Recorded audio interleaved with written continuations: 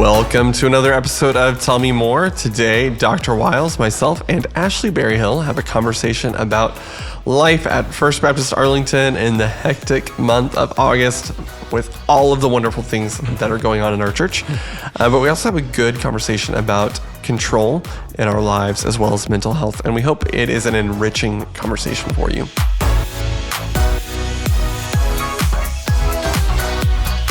All right, we are back for another episode of Tell Me More. Katie's on vacation. So Ashley, hi, thank you. Ashley, we're so glad you can make it. We are so glad you're here. Ashley, and Katie's on vacation? Katie's on vacation. Having a great time. I wondered where she was. She'll love that. She will. Katie, we hope, if you're out there listening, yes, you enjoy yourself, you and Ryan. Have a great time. I saw your kids running around the courtyard today, and it was sweet. They're doing They're great. healthy. They're healthy. They're running. They're all is well. Yeah. All is well. They were wearing matching t-shirts, and it was great. It's great. But we're here to talk about First Baptist Arlington. Look at us. And you preached a sermon. Yeah, I love it. It's August. It is August. At And First busy. Baptist. It is a busy August and September. Yeah. Right? We tend to do it that way here. We like to ramp up hard and fast. Yes, do. we do. And like I was saying before we started, I can remember when August was summer, and somewhere or another, somewhere along the way, y'all changed that on me. So when I get back in from July, it's like it's already fall. Everything's already happening. Everything's already in full swing. It's crazy. And it is crazy. And then September's coming, and there's so much happening in September. And well, let's talk about it. Yeah. Well, this weekend, Friday, Auburn and Baylor are playing football against each other in Waco. Very Is that important. the most important thing that happened this on weekend? Friday it will be. Are you talking about this past weekend or this coming weekend? No, this coming weekend. They play on Friday. Well, what happened this past weekend? This past weekend was an awesome weekend on our campus, I'll have to say, with Todd Steele here teaching the Gospel of John to all of our adult Bible study leaders, and just he's the dean at Truett Seminary for the folks who may not know who Todd is. But he and Carolyn were members of our church back when he taught at DBU for a while after they got back from Scotland where he did his doctoral work, and just did a great job. We expect nothing less. So good. And then we've put together, Ryan Chandler on our staff has put together this curriculum for the fall that really is taken from the upper room discourse in the Gospel of John, that he has connected it to our take on relationships and what it means to be in close relationships, which we'll focus on in the fall during our worship time. Love it. So it all fits together. And then the Colson Institute kicked off. The Fellows Institute started this Saturday, and so there was a room full of folks involved in that. And Arlington Master Chorale, who's just now started back meeting at our church, they were having an all-day retreat. So, yeah. It was a busy weekend. It was a very busy weekend. On Saturday, our parking lots were full. There were just people everywhere. It was really cool to see. A lot of life. Mission Arlington was wide open. I went over there and that parking lot was full, obviously. Well, and then Sunday night, our college students had a pool party. Okay. I think. Right. And Yes. then this Wednesday is Dollar Steak Night. Steak Night, that's right. Which is a big deal. It is. We've talked about it a lot because Yes. it's a big deal for our college ministry. It is. And our youth are having a big meeting that night, a vision casting for the future. And they've asked me to come and cast vision for youth ministry for our students. I love that. That's Wonderful. where I'm going to go. So it's kind of interesting. Okay, and so that's Wednesday. I haven't spoken to them in a while. We have a team heading to Rwanda, Yes. At the end of this week, we have a team heading to Rwanda. which is great. Yeah. And that's just this week. It's funny. It's a full week. On Sunday, one of our comments on our Facebook page during the worship service, there was a pastor in Central Africa that had started a house church, and he had 18 people in his home watching our services that morning. Though he wrote us to let us know 18 adults is what he said were joining us for worship Sunday, and I thought, it's interesting. You never know. I ran into some folks on the weekend that were here on the campus for other reasons that watch our services and just talk to me a little bit about our church and how it's ministering to them, and even though they don't go to church here. And it's been an interesting little jaunt over the last few days, and then we've got this this next weekend, obviously it's Family Labor getaway. Day weekend, family getaway. We've got, I don't even know how many people go to that. I You haven't been got to somewhere it in the vicinity of 25 families, I think is what I've heard. Okay.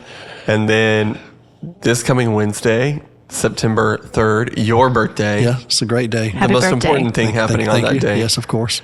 He likes lemon-flavored desserts. Or German Mountain chocolate Dew. cake. Yeah, German whatever. chocolate cake, which Or isn't a round of German. golf. It was derived from a special cocoa processing. That's a whole other podcast. But it's also the start of midweek programming. It is. And so we have a cooking class, we have pickleball, we have crochet corner, we have a prayer room. That you're leading. that I'm leading. There's a lot of people leading a lot of awesome things. We Yeah. have, I think our first through fourth graders are doing something called Deep Dive. Our think that's right. pre-K ministry is doing Bible Heroes. We have awesome programming for our kids younger than that. And our fifth and sixth graders are doing The Bridge. Our youth group is just going to keep on trucking with youth ministry. Praise God. Ashley's very As a excited youth about parent. that. As a youth Of parent. course, yeah. So there's a whole It'll lot It's full out going really. on. And that's, yeah. And I'm going to be that first week of September, rather, teaching or facilitating really this doctoral cohort on proclamation from the book of Isaiah at Baylor at Truett Seminary. So we start that on Tuesday. So yeah, Should we pray for you or the students more? I think for me, they're going to be fine. I think it's been a while since I've been in a classroom like that, but I'm looking forward to it. you're gonna do great. So we'll see. So yeah, there's just a lot happening this weekend and on past. So Yeah, so we'll talk about the rest of September after. yeah, and this podcast is actually brought to you by First Baptist Arlington. really That is. really is the truth, and so this is actually who sponsors this thing. So anyway, it's all good. It is. It's awesome, and then you guys, y'all did a prayer retreat today for our traditionals ministry, and It's really sweet. helping them understand what's going on around our world, and there's just a lot of programming that kicks off this time of year. It's a great time of year. Pastor's Bible study starts back up after Labor Day, It too. does. Starts back on That's September 4th. And, September 3rd. September 3rd for Pastor's And Bible study. I actually won't be there that morning or that afternoon. I think Kurt is going to fill in for me since I'm going to be in Waco at Truett. But yeah, it kicks back off, and college football is back, like I said, and yeah, it's going to be a lot of fun. And our family's going down to the Auburn Baylor game, and so we're looking forward. Who to are it. you rooting for? Well, I've been invited by Baylor to do the invocation for the game.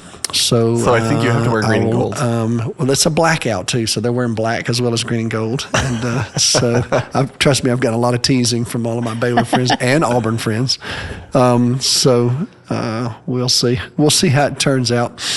I'm kind of in a. As a Baylor alum, I know what I'm rooting for. And I'm somewhat in one of those win-win situations because everybody knows I'm a huge Auburn fan.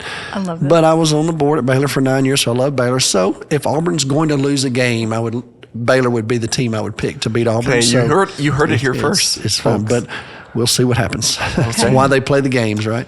It's good to have that attitude, because there are just some things in life that are out of your control. I have heard that. I've so heard that. Is this one of them? Is this one out of my control? Actually, really, It might be. It could be. Okay, all right. It just might be. I don't know why I feel like I'm helping to control it somehow. That, folks, is what we call a segue. Well done, Luke. Oh man! But yeah. you preached about just control on Sunday morning. It was a really good sermon. I've heard from several people just how meaningful this series has been for them and their lives. Because mental health, I think when a lot of people think about mental health, they don't think of it as a conversation you have inside of church. Right.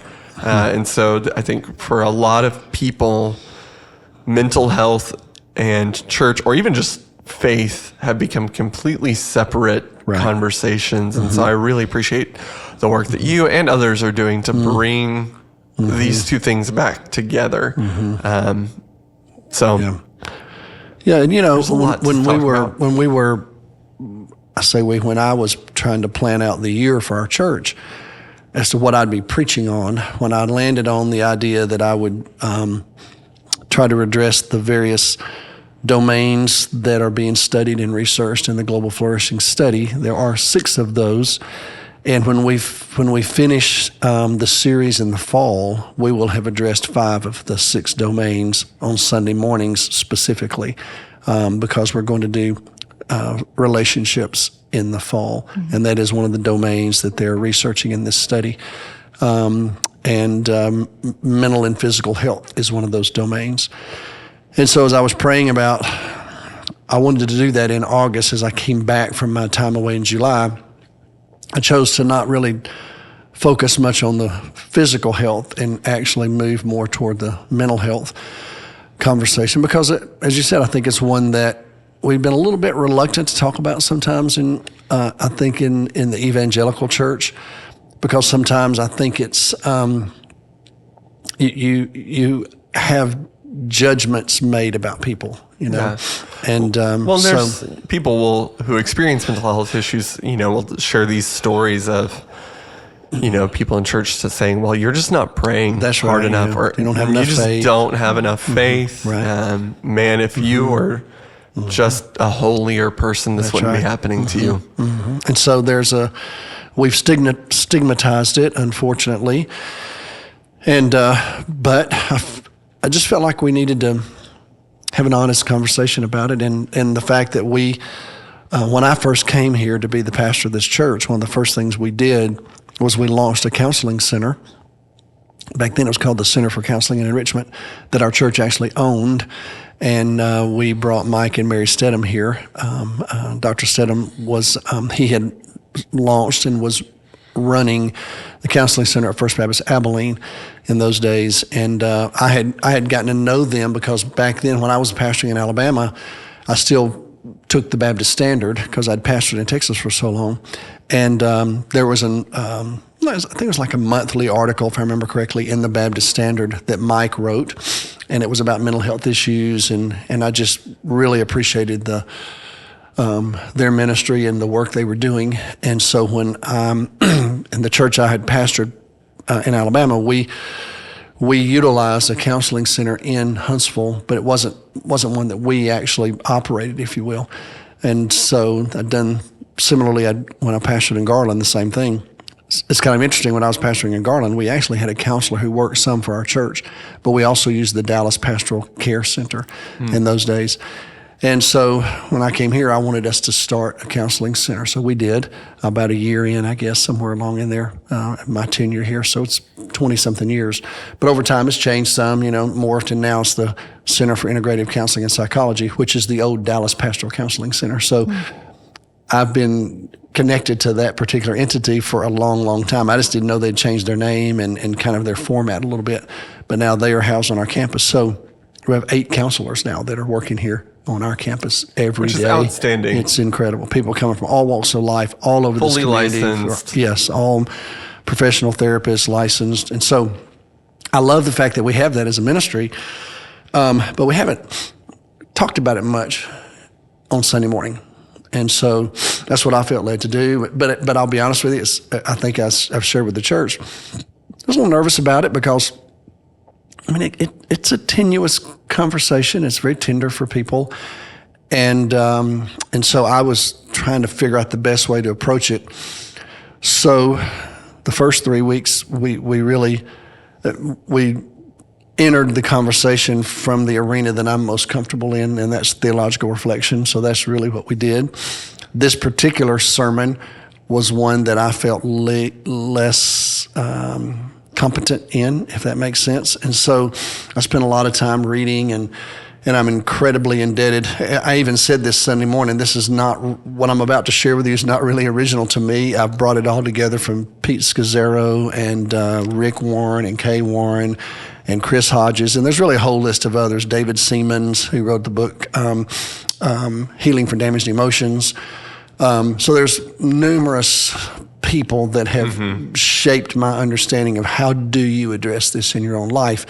And so you'll if you're familiar with any of those people, you would have heard them Sunday morning through my voice, if that makes sense, because I wanted, because some of the insights that I've gotten from each one of those folks, to me, was incredibly important, and I wanted to give it to our people in a way that made sense to me. And so those stages or seasons that I tried to address Sunday morning make sense to me. But the practical counsel, I really heard from some of these other leaders and preachers and teachers and people who've walked through some really challenging times in their life. So all the I cans and the practical advice, I would just tell you, yes, I got all that from numerous other people as I've listened to them say, you can do this. You can do this. Well, you can do this. So I kind of put all that together for us Sunday morning. So it was very powerful because it gave permission for us to really recognize that and give words to it, but then gave us the practical answers of what we could walk into. So I really enjoyed this sermon. Well, thank you. And to me, it's biblical. I mean, but I think if you're not, it's like a lot of things in the scripture. If you're not paying attention, I think you'll just miss them. But if you can see them through the right lens, it makes sense to me, because I feel like, like Rick Warren, one of the things that Rick does in some of his teachings about this, as I mentioned Sunday morning, he just takes the 23rd Psalm apart from a mental health perspective, something I've just never really done before. I've done it from a parenting perspective, from a soul care perspective, but I've never really thought about it from a mental health perspective. And when I listened to Rick walk through it, I thought, well, look, this makes perfect sense, because he talked about how stress affects people and anxiety, and it leads to all these feelings. And he kind of walks you through all of those feelings. And when I was listening to him do that, it hadn't even really occurred to me that he was about to use the 23rd Psalm. And then he just says something like, so what do we do? How do we address this? What's the prescription? And he said, well, it's the most familiar passage in the Bible. It's the 23rd Psalm. And then once he started answering each one of the challenges that he mentions in his teaching, and you're like, oh my goodness, this just makes so much sense, because you think, I don't have what I need. There's no way I can get through this. I'm not going to make it.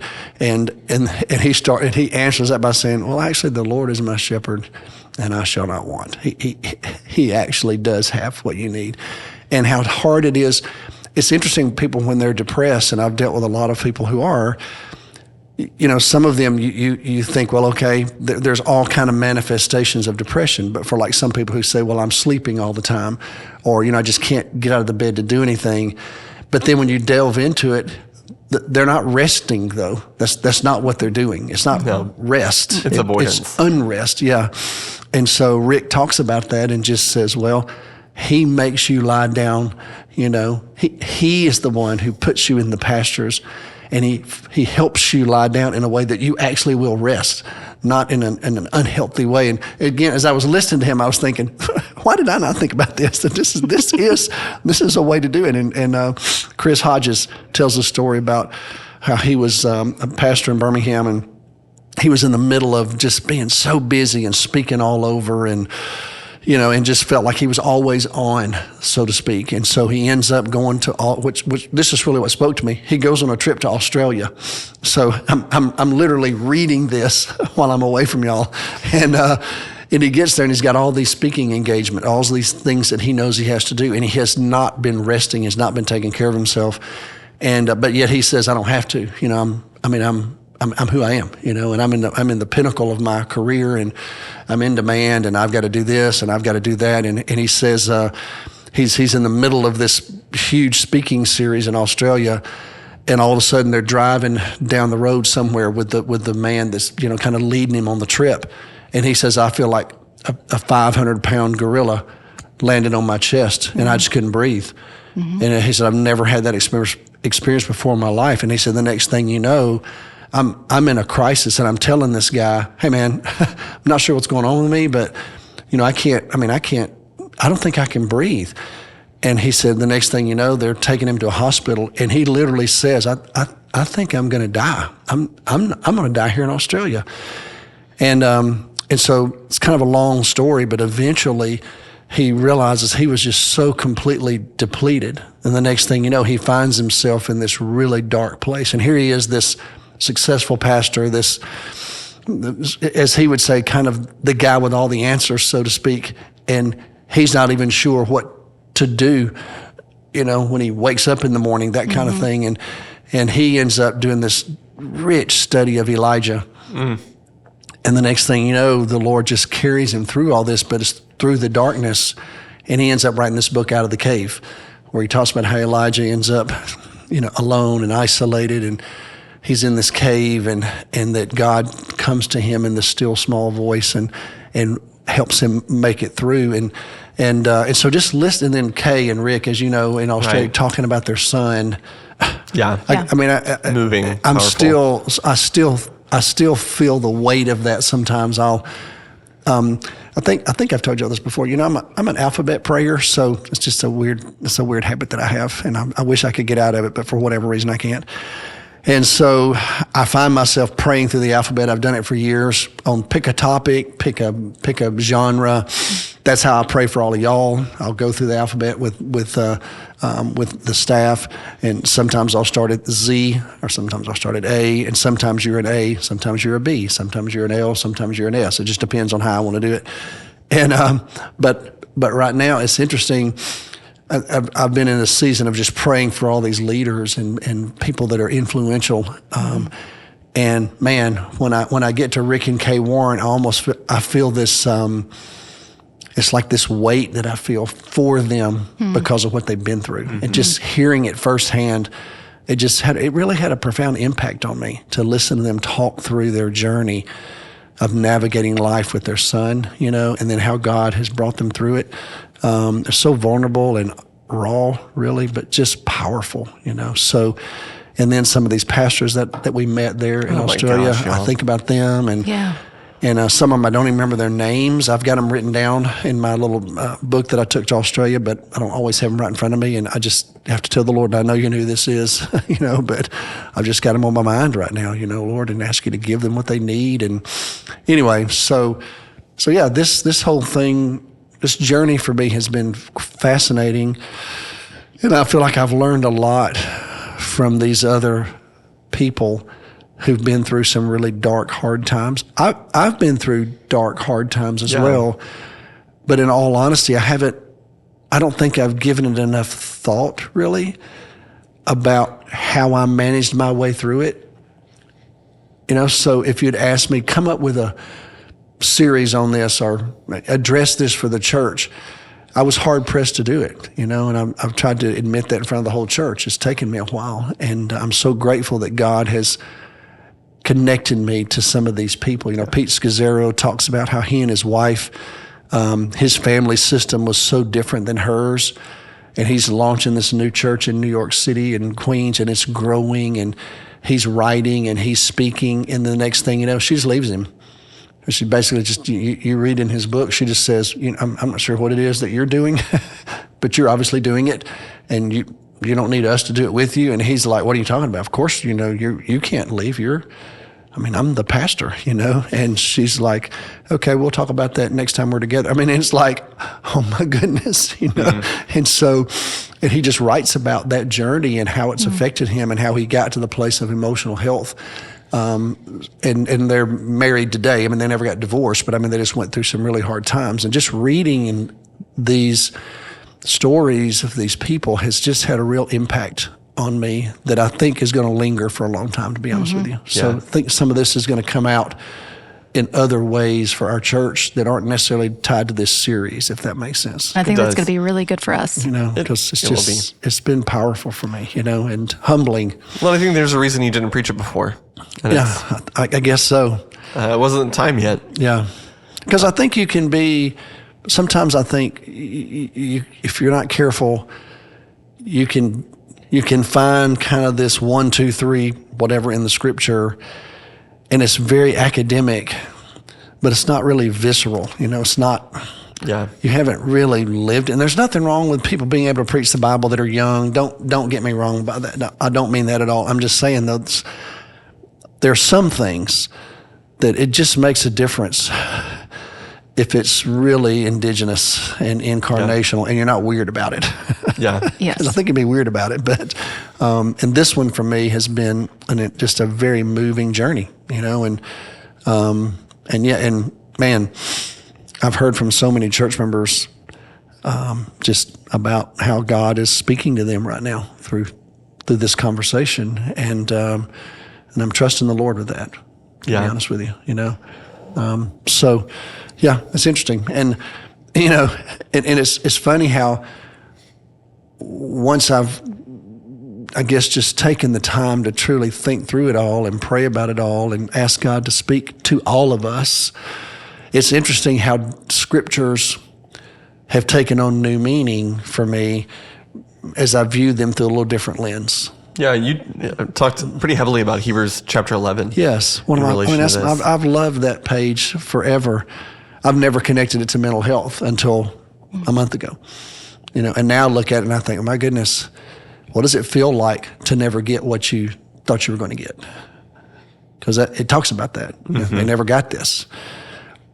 But there was a better country in front of them. There was something else God had for them, and how God shapes us and changes our perspective on things. And so, yeah, I think this will bear fruit in ways that I don't quite understand yet in the long run for us. It's fascinating to me. It is. You've mentioned, Pete Scazzero and I can't remember his name, out of Birmingham. Chris Hodges. What have been some resources that have been helpful to you as you've reflected on just this journey of thinking through mental health from a biblically grounded, Jesus way kind of perspective? Well, I would say several, because I've gone back now, and read some things from a different lens. And so I would say that Practicing the Jesus Way by John Mark Comer, it's caused me to read it a little bit differently. And Out of the Cave by Chris Hodges, where he's written this very honest story about his life and also but about Elijah. And then I've actually had these books for a while, and I kind of have skimmed through them over the last few years. Like I said, I went to New York City and interviewed Pete Scazzero several years ago during a July time. As an aside, one of the weirdest experiences I've ever had, and I've had a lot of them. I was going to say, this is like this is a top 10 list kind of thing. It really is. It's just been about, I'm trying to remember when it was. Cindy was in Africa, and it was in July, and I was in New York, and I was there mainly to go to New Life Fellowship. I wanted to interview Pastor Pete, which I was able to do. But anyway, while I was there, which I'm rarely in New York City by myself. That's highly unusual, because Cindy is on the board of a mission organization who once a year meets in New York City, and they meet in December. So we always go and kind of do the Christmassy things in New York. But anyway, it was during the summertime, and so I was by myself. And so I thought, kind of last minute, late one afternoon, early evening, I thought, I'll just run down to Broadway and just see, how they'll have those little special tickets you kind of get last minute, you know what I mean? Because if you try to buy one early, tickets, it's like how much ever, and I think I'm not paying that much money to go to a play by myself. But I thought, I've always heard you can go down there and, in Times Square. And I do that. And sure enough, I get down there and I get this really good ticket to Aladdin. I think it was Aladdin. And so I'm like, I'm just doing this. And so I get my ticket, and so I go to get in line, and all of a sudden, just weird stuff starts happening. And we're in line. I'm in line with a whole bunch of people. Our phones start losing service, and everybody's talking about it. Now we're downtown New York, Manhattan, late afternoon. The next thing you know, we're watching power go out. We're just watching things just shut down, just zoom, and you could hear it, just zoom. No, thank you. Yes, and I'm like, and so you can imagine where people are on their phones trying to figure, but you can't get any service, and people are going, we're under attack again. And there were some older people there saying, I was here on 9/11. We have got to get out of here. What are we doing? And of course, I'm sitting there thinking, what is going on? All of a sudden, everything is off. And so the manager guys from the theater step out, and they say they start every theater. We're lined up. You know how it is. They're all lined up. All these people are coming out into the street, and these managers are coming out and going, we don't know what's going on. We're trying to figure out what's happening. We have no power. Our colleagues across the street, they have no power. Our phones aren't working. And again, we're like, what is going on? All of a sudden, we start hearing sirens go off and all this kind of stuff. And so it's this surreal moment where we're all standing there together, thousands of us, and nobody knows what's going on. And so here in a minute, we've been standing there maybe 10 or 15 minutes trying to figure out we're all disoriented. The actors from one of the theaters just spills out in the street, and they just start singing one of their songs, just kind of in the middle of Broadway. The next thing you know, the ones from Aladdin, I think that was the play I was at, they come out in the street and they start going down the line singing songs. And so we're like, are we supposed to stay right here? What is going on? Does anybody know what's going on? And it's starting to get dark, and it's completely dark. So I just think to myself, you know what, I'm just getting out of here. I don't know what's going on. And my phone had started back working, but there was no news about it. So I turned to go back to Times Square, okay? By this time, it's dark. Times Square is completely dark. There's not one light on. Cars are gridlock. Oh my goodness, honking horns. Everybody's going crazy. And all of a sudden, these random people, there were like 15 or 20 guys that just go out in the middle of the traffic and start screaming at everybody. And next thing you know, they're directing traffic. They're not cops. They're just random guys. And so they're trying to, you back your car up, And I start videoing. I'm thinking, what is going on? Well, come to find out. And so let me say this. So I thought, well, can we just go to a restaurant? So I start going from restaurant to restaurant. Nobody has power. Everything's closed. And so I think, okay, and I'm staying right there. I'm right close to downtown, right close to Broadway. And so Madison Square Garden has, I think it was Jennifer Lopez was supposed to be in concert, completely dark. Okay. So I'm having this surreal moment walking through that part of Manhattan, and there is nothing except for horns honking, sirens going off, people hollering at each other, and everybody trying to figure out what's going on. So anyway, so I get to this little, kind of like a 7-Eleven, and he's got a generator, and his little lights are blinking. So I go in there and I say, man, what is going on? He said, I don't know. Next thing you know, he has his TV on, and Cuomo comes on and just says, he says, I don't know where the mayor of New York City is right now, but New York City is in a blackout. Something's happened to some transformers. We're not sure what's going on yet, but don't worry, New Yorkers, I'm here. And I thought, some people take advantage of anything, but regardless. So I got me some Ben & Jerry's ice cream, okay? Oh, it was a good choice. Go to my hotel. When I get to my hotel, it's still got power. And the guy in the lobby, I tell him, I said, look, I've just got me some ice cream. I just need an ice cream scoop. So he sends me down to the kitchen. I get an ice cream scoop. I go to get on the elevator. I'm on like the 12th or 13th floor. All of a sudden, the power goes out. Why'd you get on the elevator? I didn't get on yet because I was just thinking, the power goes out, whatever it was. So I'll go up the steps. People are on the elevators, though. Oh, my goodness. In our hotel. And you can hear them banging on the doors. Is this not crazy? I'm sorry we did all this. But anyway, I'm just thinking, this was the weirdest thing. And it was like the next day that I was going over to Queens to meet Pastor Pete. So I was completely traumatized by the time I got there. So I needed some emotional... Talk about when life is out of control. Crazy. So anyway, but something happened. There was like a bad wreck, and it caused something to happen to one of the transformers.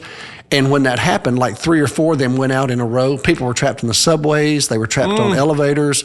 So the next day, the news was all about, this crazy blackout in New York City. But it wasn't any kind of a terrorist thing. It was just some random thing. It was just a very New York thing. Yes.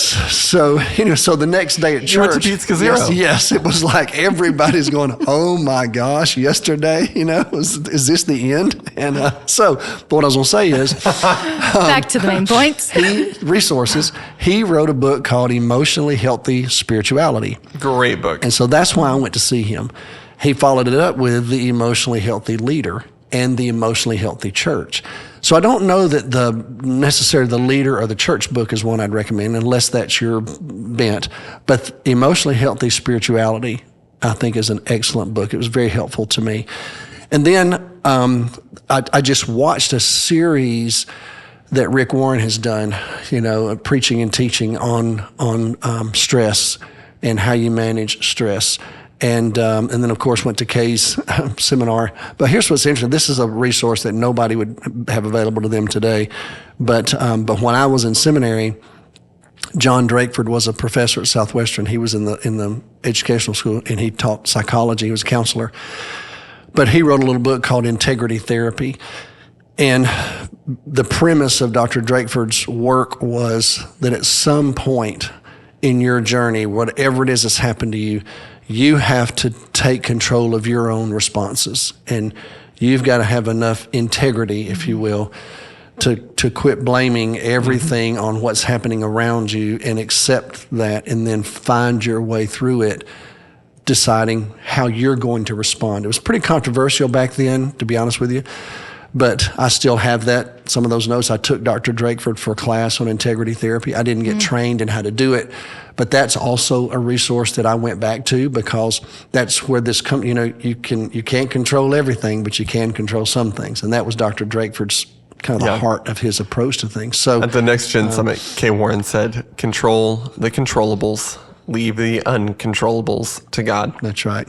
And she said that to us too. To a loving God. That's what she said to us. She added that praise. She had a few days. It was a good loving ad. God. It was a good ad. And I think Scazzero to me, and that whole there's like studies, and there's everything you can think of connected to emotionally healthy spirituality, EHS as they call it.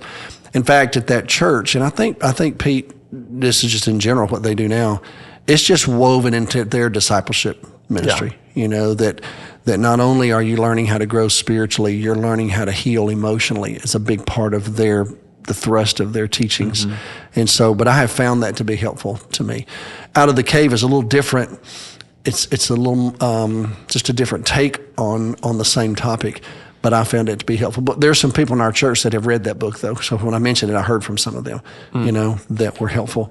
And so, and then I would say the Psalms have been really helpful to me as well, reading them through that lens of seeking health emotionally, just sharing and bearing their soul is just there, and I would say that's also been a resource for me during this time. So it's been an interesting journey, and I feel like I've learned a lot, and then I'm trying to be faithful to it all. So this coming Sunday, we're going to just receive this admonition to just keep on living, just keep going is going to be my encouragement this coming Sunday. Go ahead and get through today, because sometimes that's what you need to do is just get through today without necessarily knowing what's going to happen tomorrow. Some of us need a more long-term view. I get that. I'm kind of that way. But, sometimes you only have enough light for that next day. Well, okay, right. Let's take that. Let's take what the Lord gives, and let's allow Him to guide us day by day.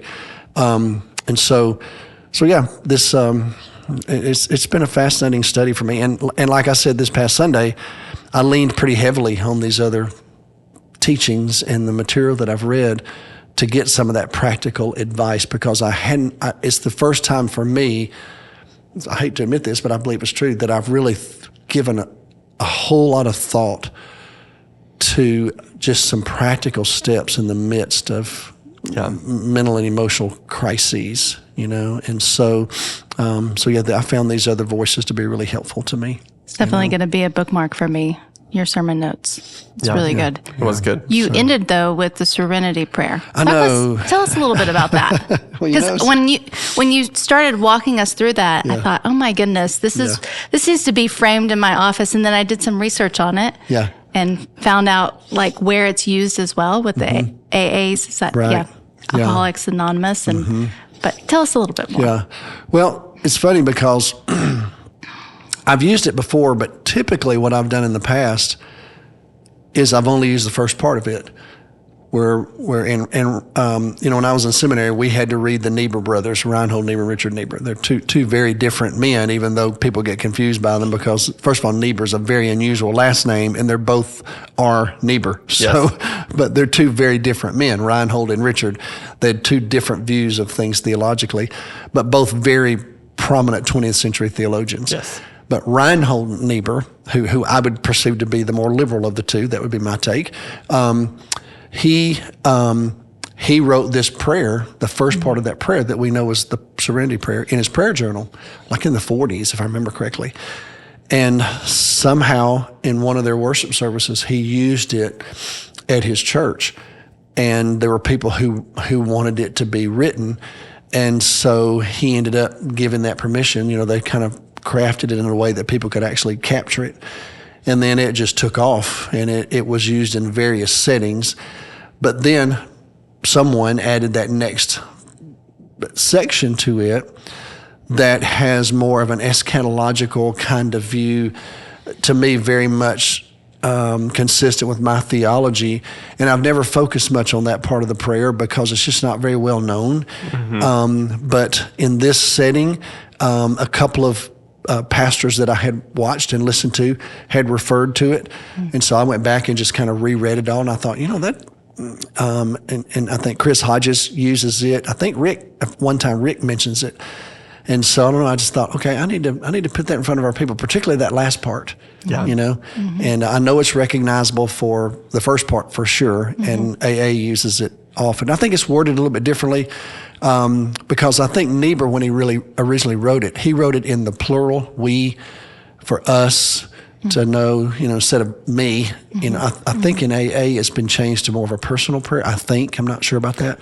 It's been a while since I've been to an AA meeting. Yeah, well, I just mean when you read it, though, a lot of times it's written in the first person, but Niebuhr wrote it in the third, we do this, which I think is good, actually. But then that next section, after I saw a couple of people use it, I thought, I think that kind of encapsulates the theology that I've been trying to put in front of us, that we're living this thing one day at a time.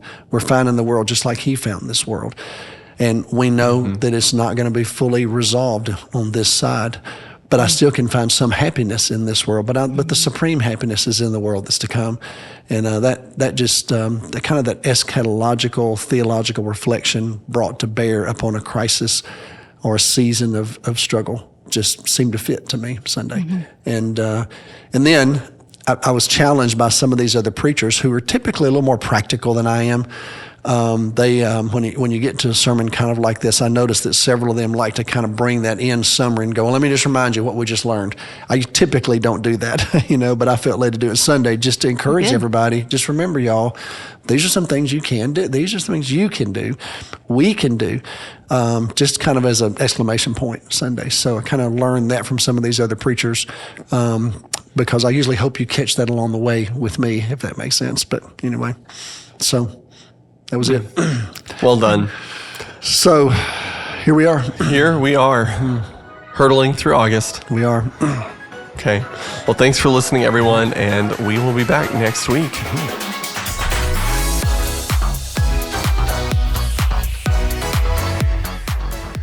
Thanks for listening to the Tell Me More podcast today. You can subscribe to this podcast on your app of choice, or you can visit us at fbca.org to find out more information about the podcast and our church. Thanks for listening. Have a good day.